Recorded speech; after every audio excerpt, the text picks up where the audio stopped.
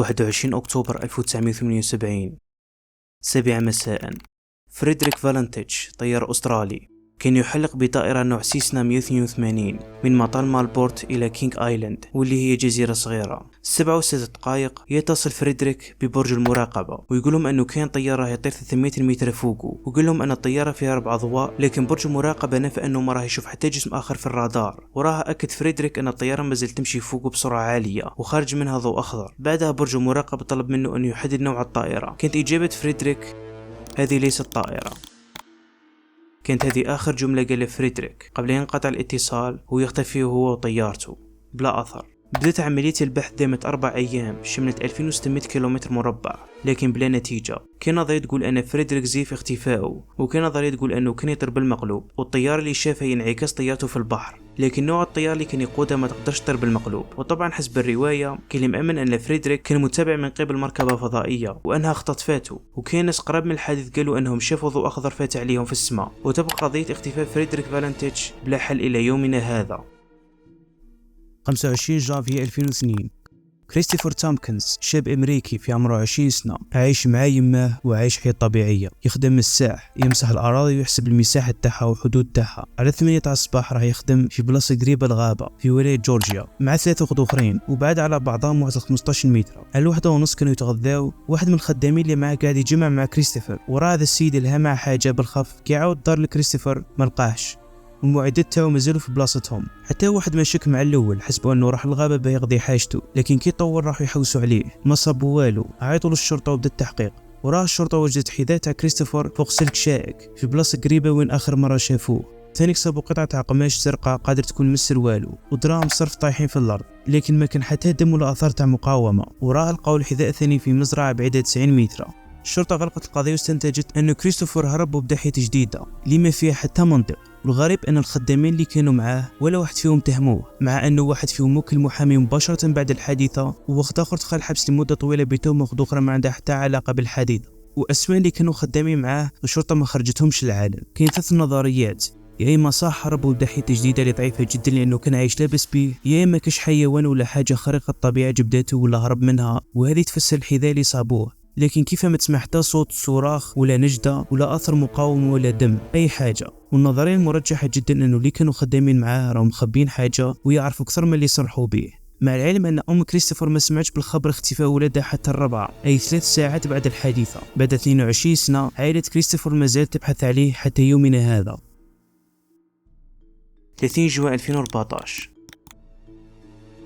سافر لارز ميتانك وهو شاب ألماني في 28 سنة من عمره مع أصحابه لقضاء عطلة في فارنا ببلغاريا لمدة أسبوع. فات كلش عادي، لكن في ليلة 6 جويلية نهار قبل ما يولوا للدار كان لارز مع أصحابه في بار، وفما تخاصم لارز مع جماعة ألمانيين وخت أخرين. على واش؟ على الفوتبال. شكون الفريق الأفضل؟ فريق اللي يشجعوه هو فيردر بريمن ولا فريق الجماعة الأخرى بايرن ميونيك؟ وراه رفد روحه وراح ما بينش لارز ليلة كاملة. وكي ولا غدا من ذاك صباح قال صحابه نتعرض للضرب الليلة البارحة على يد 4 رجال بعثوهم الجماعة اللي متفاهمش معاهم. لارز تعرض لإصابة في فكه وتمزق في وذنه.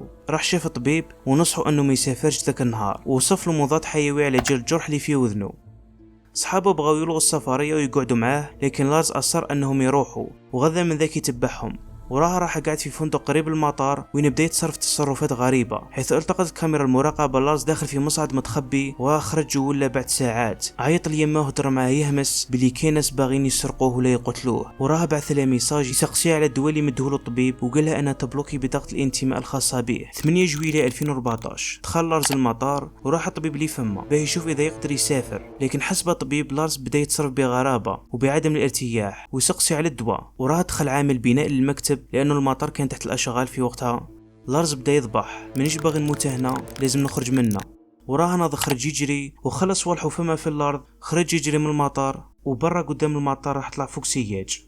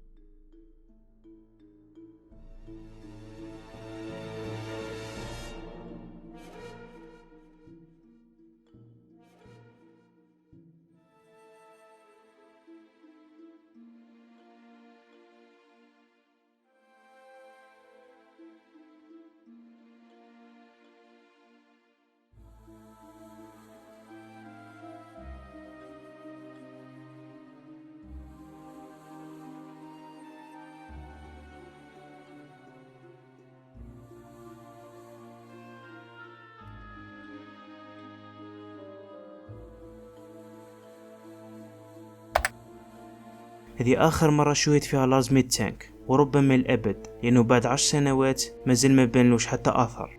طبعا كاين نظرية تقول أنه بدا حياة جديدة، لكن غير منطقية بسبب أنه كانت عنده علاقة مليحة بأهله وصحابه وكان يتواصل مع يمه يوميا. وأيضا نظرية تقول أنه بدا يهلوس بسبب الدواء أو أنه عنده مرض عقلي، لكن ما عنده حتى ملف ولا سوابق. وكاين نظرية تقول أنه قتله وكان متورط في قضية حتى واحد من أهله ولا أصحابه سمع بيها، وكثير من النظريات. لكن السؤال هو وين راه لارز ميدتانك؟ وين راه كريستوفر تومكنز؟ وين راه فريدريك فالنتيتش؟ 60,000 شخص يفقدون سنويا في الولايات المتحدة فقط. ربي يعافينا ويعافيكم. أنا عدنان قناة 7. لا تنسوا الإعجاب بالفيديو والاشتراك في القناة، وتقولوا رأيكم ولا نظرية في التعليقات حول هذه القضايا. السلام عليكم.